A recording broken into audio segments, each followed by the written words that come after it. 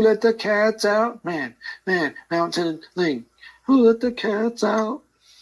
The one, the only, the Man Mountain Link. Well, hello everybody, Man Mountain Link here. Welcome to another episode of my eBay Buyers Are Special. We just got three little quick ones here for you. We do have the mug story coming up here first, so hold on to your horses.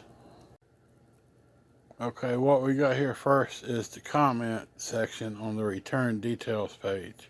A message to me from the buyer. This is just what I wanted, but came damaged with a crack just below the handle. I would really like a replacement. Was most likely cracked during shipping, as it was only sent in a bubble-lined envelope. I think better packaging would be the answer. Thank you, Lori. Lori sent pictures, but I hate Lori already. And none of this is Lori's fault, including her misconceptions. But let me ask you, and think about this real careful. I can stand on this mug, right, without breaking it. So whatever broke it had to use a tremendous amount of force. And it would not matter if that mug was wrapped in a plastic poly bubble mailer or a single wall cardboard box. It would have been broken either way, but she sees it as a packaging issue. I just gave her her money back. Did not respond. If you look at the look at the image on the screen in front of you, you will see that I paid $6.47 shipping for this item. It weighs, with the envelope, 15 ounces. So it's right under a pound. It's right at the legal eBay limit for first class postage. If you took it to the post office, it's actually over, because I think they're 13 ounces. But you can ship up to 15.9 through eBay. And this is right at the limit with the envelope. Cost $6.47. Remember that number? Alright, so I gave that woman her money back. I'm out to $6.47 shipping. I'm out the $1.99 or $2.99 that the cup cost. I believe that one was $2.99. And that's just part of doing business. That was number 57 of 69. I bought 69 of those. I shipped 56 of them exact same way without an issue. And that one got broken. You know, it happens. But now I got a message from somebody else about a different cup. See what this guy's problem is. My cup arrived without a straw. Well, I hate to hear that. Since the cup was sealed, I was unable to check inside. If this is a deal breaker, you can return for a full refund. Again, my apologies for this inconvenience. Okay, what I didn't say there is the straw's inside the cup, idiot. You gotta open the lid and take the straw out. I'm 99.994% positive that thing had a straw in it, because it rattles when you picked it up. I would have noticed if it did not rattle. I do believe. Either way, I didn't hear back from him, so he either found a straw or a substitute. Would not be a My eBay Buyers Are Special episode without somebody mistaking something for silver. This question came in on a listing for 5 ounces of hand-poured honeybee honeycomb round tin. 999 fine tin bullion is what it said. And $25 for 5 ounces is really cheap. If you look at a 10-ounce bar from Grim Metals, it's $149. I got a really good price on 10. But that's not what Joe's asking. Joe says, how can you sell silver so cheaply? Thanks. Respectfully, Joe. I don't know what the respectfully part is about. Maybe he's seen my videos. Either way, I have both a cat and a brother named Joe. This is not silver metal. It is pure tin bullion, like in the title. Bullion refers to the purity. This is 0.9999, but I only advertise it as 999. It's for paperweights or kids or whatever. Tin is non-toxic, by the way, but not silver metal.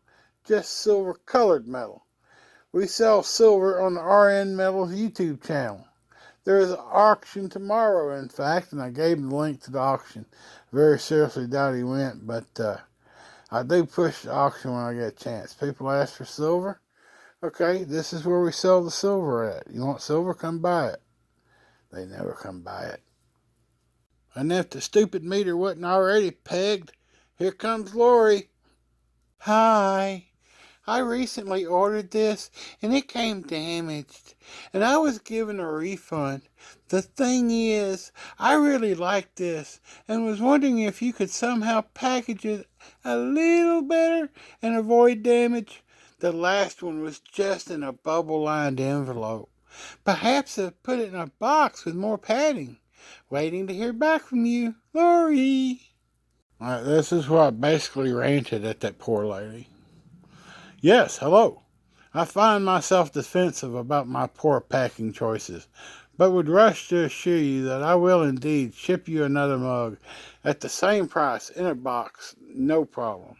But back to my poor packing. I agree, but I'd also like to enter into evidence the fact that it was the 57th one that I sold before King Kong Mailman went all monkey mayhem on one. So by using bags and not boxes, I was able to lower my price from $14.95. And since bags are lighter, they cost less to ship, and these mugs run close to the first class weight limit before the packaging. Well, you see where this is going.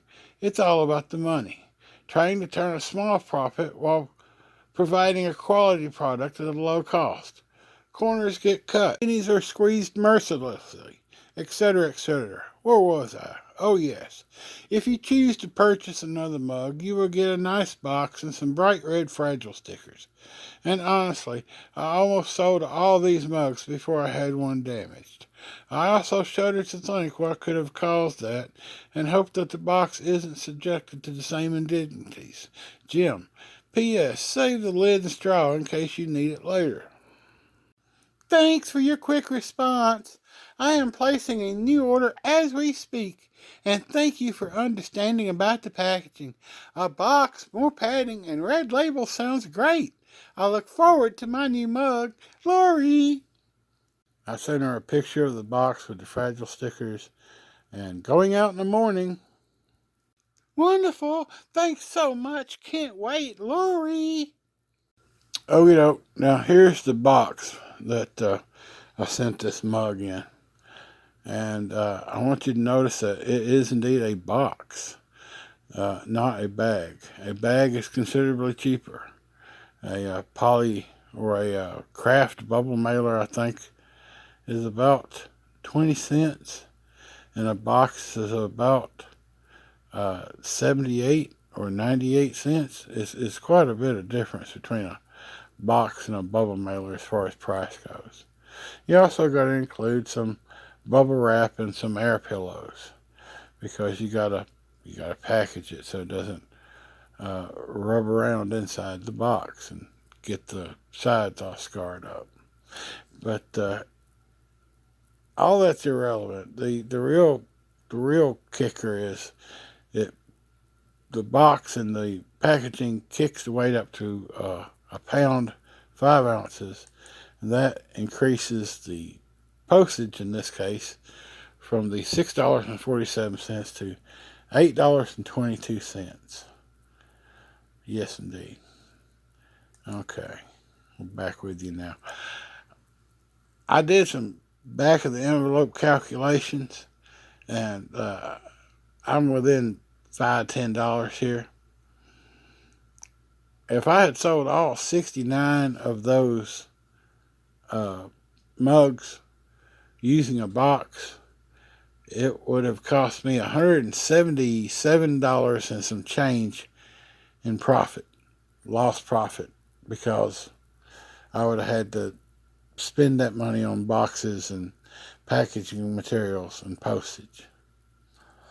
And if I had tried to make that money up by raising my prices, I wouldn't have sold as many. You see what I'm saying?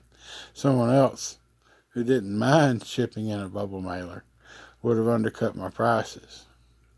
So, yes, sometimes you package poorly intentionally, and there's a reason behind it. But always make sure there's a reason behind it. Don't do it just because it's easier.